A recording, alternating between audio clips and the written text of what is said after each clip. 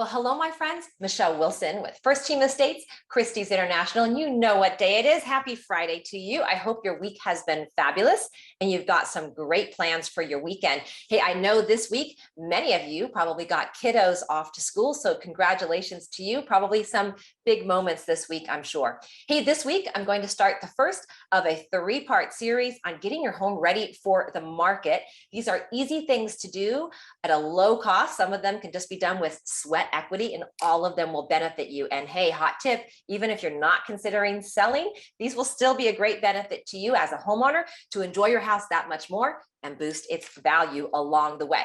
Okay, so this week, we're going to talk about first impressions. So first impressions start on the outside of your home. Let's talk about landscaping. Yes, so cleaning up your front yard and backyard space goes a long way with your buyers. Think about how they walk up to the front door. Is it easy for them to walk up, or are they having to get past landscaping that's getting in their way? A pop of color, very inexpensive, colorful plants going in certain spots goes a long way as well. And for some of those bare spots, bark is your best friend as well. Okay, so now we've taken care of the outside. Let's walk inside. Next up, of course, is paint. And again, if you are a DIYer and you love to paint, this is going to be easy for you as well. So fresh paint in a house goes a long way with your buyers, makes them feel like the house has been well cared for, makes them feel like there's not as much to do for them when they move in.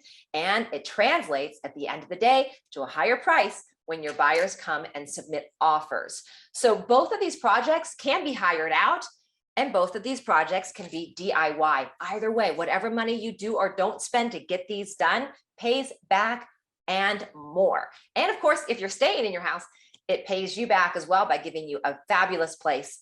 And that's always good to come home to every day.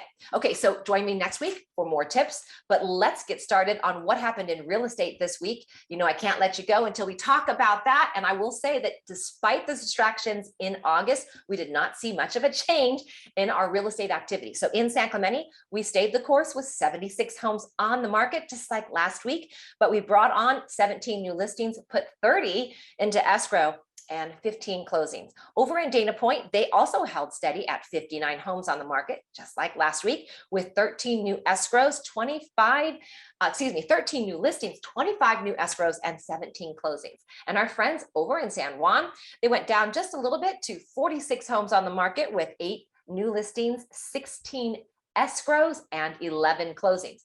Okay, as usual, I've got you covered with some great ideas for your weekend. Scroll through this email and find places where you can search for new homes, search for existing homes, or even look into your own home's value. I'm always here for your questions. Hey, join me this weekend as well. We'll be doing open house over at Calle Viveza. That's that fabulous refurbished project that we did. We've had a great response so far, and we'd love to see you this weekend. And of course, I'm always here for you. Hey, thanks so much for joining me. Have a great weekend, and I'll see you next time. Take care.